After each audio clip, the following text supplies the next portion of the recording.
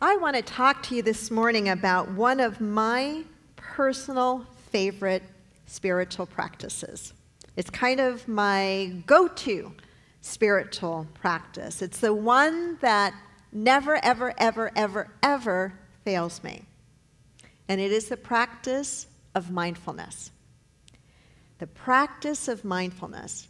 To be mindful is to purposely focus your attention on the present moment, accepting it as it is without judgment or story.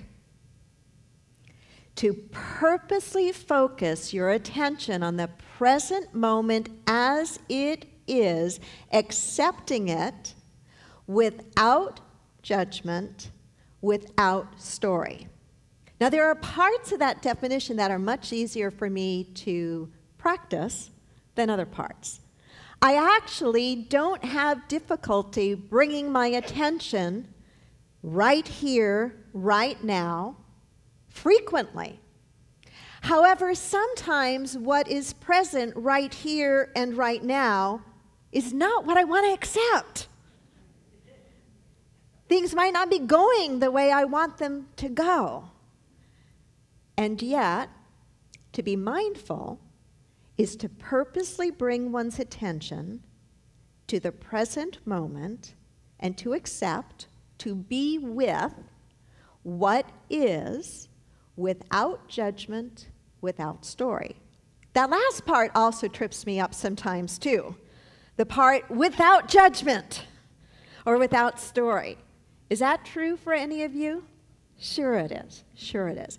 Mindfulness is a powerful spiritual practice that anyone can learn and everyone can get better at. And we have a lot of reason to learn it and to get better and better at it. It has become a much more popular concept today than ever before. People like Jon Kabat-Zinn, the founder of the Stress Reduction Clinic at the University of Massachusetts, has been one of the people of late that has really popularized the idea of mindfulness, its practicalness, the benefits that come from it. Science is studying the effects of mindfulness on quality of life, on one's physical well-being, on one's mental capacities, and on one's emotional state of being. Mindfulness can help to lower stress. Mindfulness can help to lower blood pressure, can help to build and strengthen our immune system. Therapists sometimes use mindfulness to help with disorders such as OCD, with addictions, with depression. Mindfulness can help clear the mind of its surface chatter to allow one to remember better mentally, to function better mentally. And we would say in our practice that not only does it help us to access our own experience and knowledge and wisdom, but that it also helps us to tap into what we would call the mind of God, the infinite mind, the divine mind. So there are many, many benefits to the practice of mindfulness. And today I want to share with you 7 things that I personally do to help cultivate mindfulness in my life. I want to be as consistently mindful as I possibly can. Now, there's no one right way or best way. The best way, the right way, would be the one that works for you, or the ones that work for you. So I'm just going to take you through some of the very basic, simple things that I do that have helped me over the years to become a more mindful person. And I know that if I continue to do these things, that I will continue to get better and better at it, and I will continue to reap the benefits of that practice. So number 1, I turn daily tasks into mindful moments. I turn daily tasks into mindful moments. So on any particular day, I might pick a daily task or two that I'm going to practice doing in the most mindful way possible. And mind you, these are pretty simple, ordinary, otherwise boring kinds of things that I might do on automatic pilot. Brush my teeth. I can certainly do it on automatic pilot, and so can you. But I might pick the act of brushing my teeth as an act of mindful practice where I'm going to pull my full attention into that very simple activity, paying attention to the feel of the water in my mouth or the brushes as the bristles as they cross my teeth, the sound that might make, the taste of the toothpaste in my mouth, the feel of freshly brushed teeth. Or it might be that when I unload the dishwasher, I'm going to do that mindfully. I'm not going to have my mind wander and think about a whole bunch of other things, and I'm certainly not going to resent the fact that I'm emptying the dishwasher. I'm going to bring my mindfulness to that very simple task as a way of practicing, focusing my full attention. And we'll talk throughout the message on why that's so important. Mindfulness is to be present in the present moment. And that is a choice. And that is a choice. Second thing I do, I pay attention throughout the day to my breathing. I pay attention throughout the day to my breathing, not just when I'm doing my morning meditation practice, which is built very much on the practice of mindfulness breathing, but I will do it throughout the day periodically. I will pause and I will do 3 conscious breaths, very much like we do in our meditation practice together. Breathing in, aware of the breath, releasing that breath, and silently practicing letting go. Breathing in, releasing that breath, and silently practicing being here. Breathing in, releasing that breath, and silently practice opening up, opening up. To pay attention to the breath throughout the day in just tiny little moments can work wonders in calming the mind. There is a direct link between calm, peaceful breathing and a calm inner state. I cannot tell you how many times I have sat with somebody, either in person or on the phone, who was up in arms about something. They might be very, very angry, or they might be very sad, or they might be very afraid, but experiencing a tremendous amount of emotion. And to help break that so that the person can have a pause moment and tap into something, a higher wisdom or an answer, or just get relief from that feeling of fear or anger or upset, is I'll say, stop. Breathe with me right now. Just breathe with me. And usually their first few breaths are still quite rattly and shallow, and it's almost as if they don't know how to do it. But within 10 breaths, 12 breaths, there's a different and then we're able to talk. Then they're able to get some clarity. Then they're able to get a little bit of objectivity because they're not so wrapped up in whatever emotion had them captive. So I pay attention to my breathing. You might try it whenever you come to a stop sign or a stoplight, to let that be your signal point to practice being aware of your breath, just noticing it. And what's amazing is the body wants to be in a state of peacefulness. The body wants to be in a state of well-being. And when we just gently turn our attention and notice and stay with it for a moment or two, the body wants to regulate. It wants to move us into a healthier, normal state. Can you feel it shifting in the room a little bit? Yeah, I have to be careful I don't put you to sleep. The third, and some of you who know me well will laugh about this, but I practice doing selected, and I had to put the word selected in there, selected unitasking. I practice doing selected unitasking. I, like many of us in this room, have probably mastered the ability to multitask. Raise your hand if you've gotten really good at multitasking. You know, I've told you one of my most quintessential moments of seeing myself was standing on my treadmill, crocheting while I was jogging on my treadmill, a little square for an Afghan we were making for our kids in Youth Village, while I had my headphones on listening to my daily Spanish lesson. I've had a moment of aha. I went, wow, this is really multitasking. There was a part of me that felt really good about that.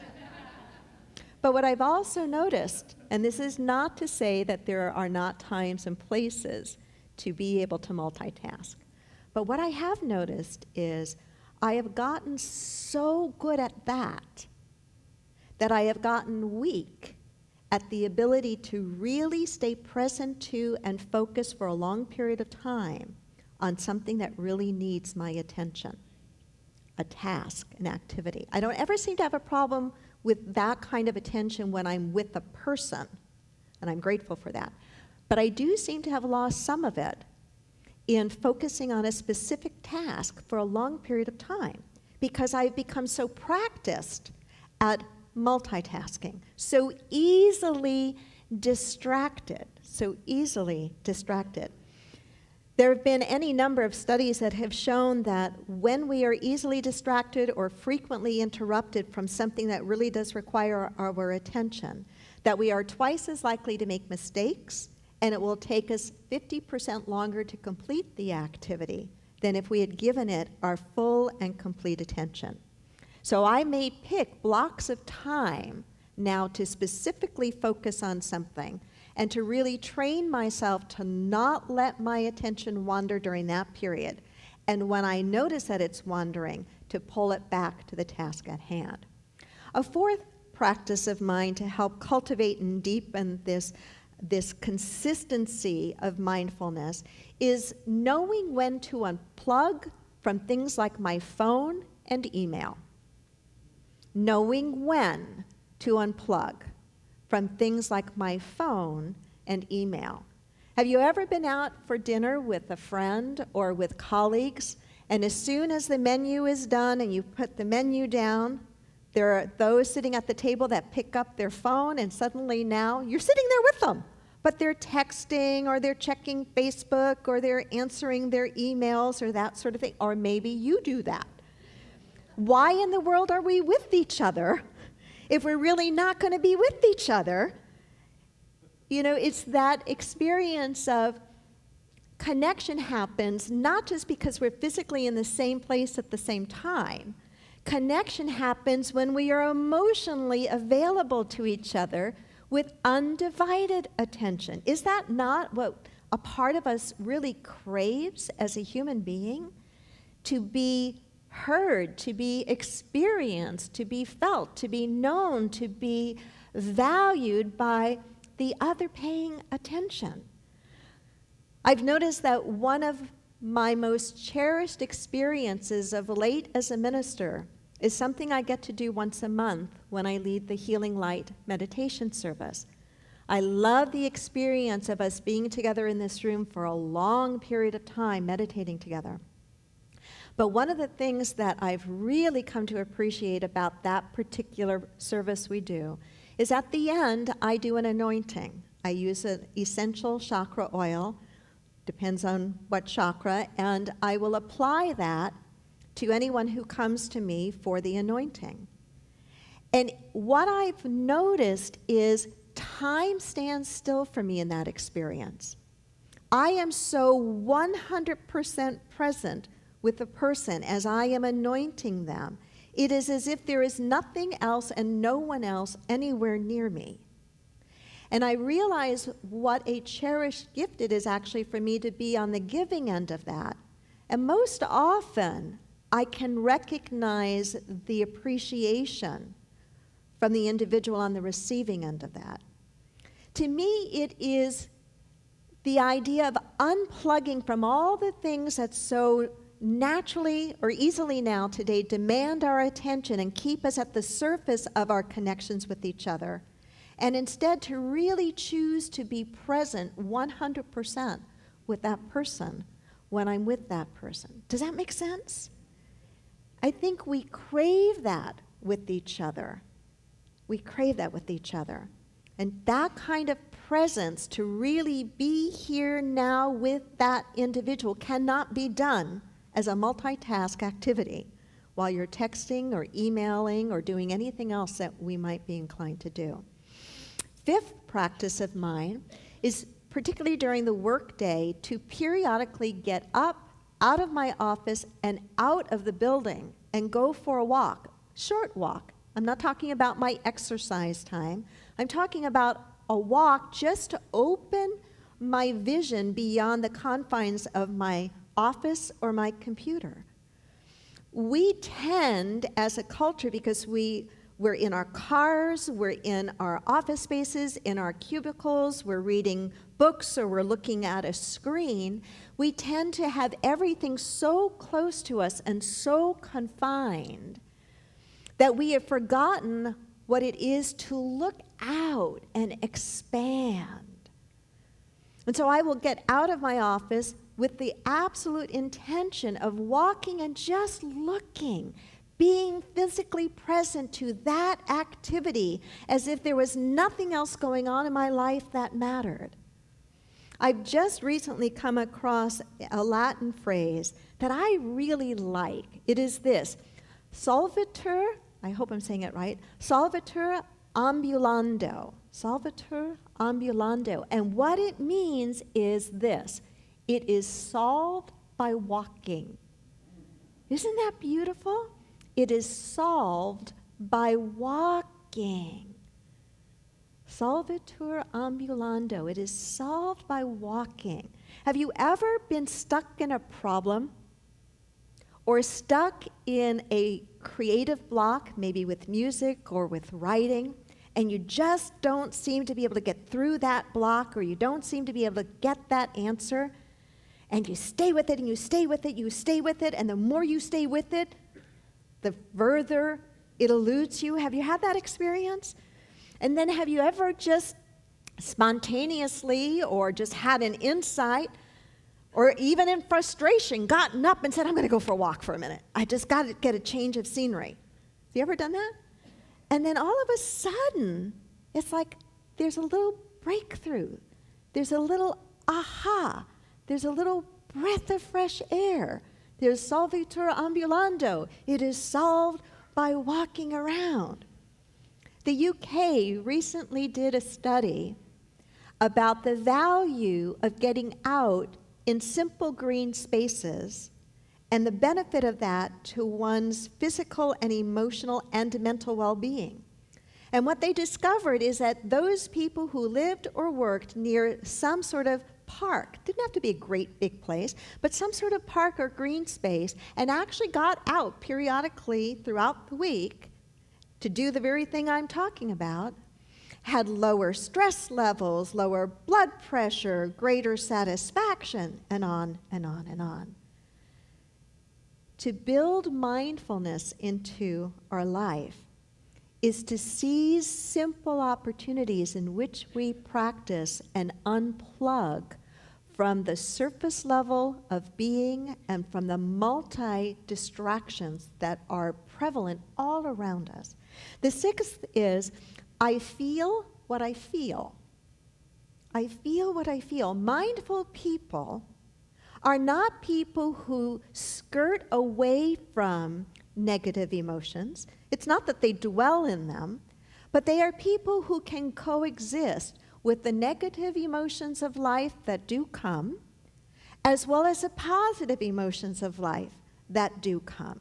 Because remember, to be mindful is to be present to whatever is happening as it is happening, letting it happen, accepting it without judgment and without story. So part of that then, in being with what is happening, is allowing yourself to feel what it is you are feeling. Sometimes in our mistaken understanding of metaphysics, we think that to be metaphysical is to always be on a high and happy plane, and that nothing negative ever happens, and that we'll never be sad or angry or moody or cranky. That's not true. We are human beings. We are having a spiritual experience, but we are still human beings. We are going to have these ups and downs. The more mindful we are with the present moment, the more gracefully we will move through that present moment. Does that make sense? You're very quiet. Are you very mindful? The very last that I would share with you is that I do also have a regular meditation practice. Now, I know that you can cultivate mindfulness in your life without formal meditation. You do not have to meditate every single day to develop mindfulness in your life. Please don't hear that, though, as an excuse pass or a hall pass from me as your minister to not build into your life a regular meditation practice. Because without question, one of the most effective ways to deepen your mindfulness and to become more consistently mindful in your life is through a meditation practice, through the act of setting aside a small amount of time on a regular basis where you are going to sit quietly, where you are going to practice letting the mind become still, where you are going to practice going beneath the surface chatter of the mind and going into the depths of your inner being, the depths of your spirit, the depths of your soul.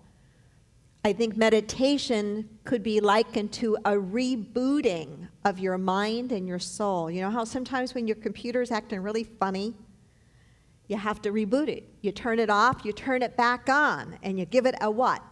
Fresh start, a fresh start.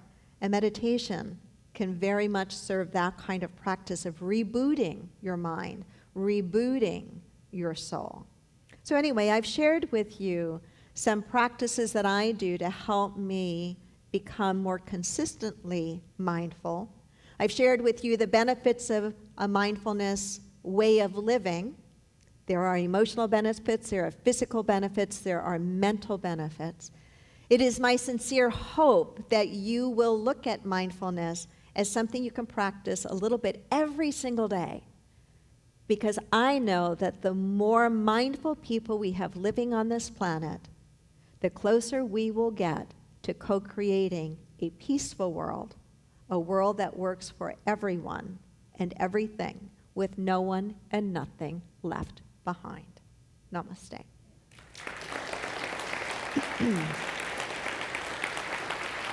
Thank you. Thank you. Thanks. Thanks. Thank you. And then silly little things or meaningless. I don't want to say meaningless because that's not true. You'll notice things like the back wall was painted, right? You'll walk into a room and go, oh, not only do I know that something's different, I know what is different, because when I'm here, I'm really here. When I'm with my loved one, I'm really with my loved one. Anyway, enough said.